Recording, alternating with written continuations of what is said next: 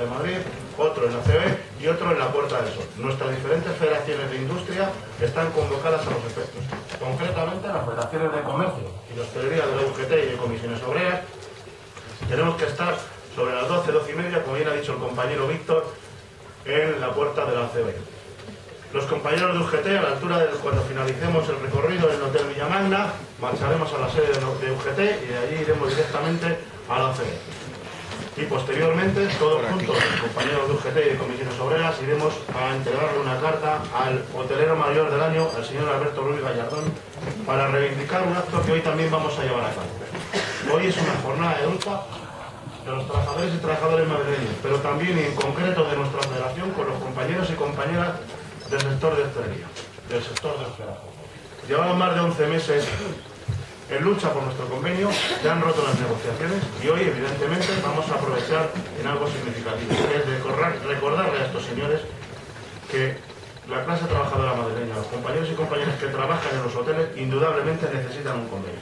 Madrid es una ciudad turística por excelencia y se han olvidado de algo fundamental, se han olvidado de los trabajadores. Madrid no puede seguir sin un convenio colectivo y ese es el motivo. Hoy iniciamos un acto para, por los diferentes hoteles que vamos a recorrer, recordarles que no tenemos convenio, que seguramente tendrá que confluir en un acto. Ese acto todo el mundo ya sabe cuál es, una convocatoria de huelga si no hay convenio, que la haremos coincidir en el mejor momento, en el momento más oportuno, para que indudablemente los compañeros y compañeras tengan resueltas sus necesidades. Yo no me voy a extender mucho más, solo deciros una cosa: todos los que estamos aquí ya nos conocemos. Tenemos que hacer una jornada de lucha, una jornada significativa. Vamos a hacer un recorrido por diferentes hoteles desde que empecemos aquí y a partir de ahí, por lo que tenemos que hacer es parar los hoteles, darles una pitada por lo que corresponda.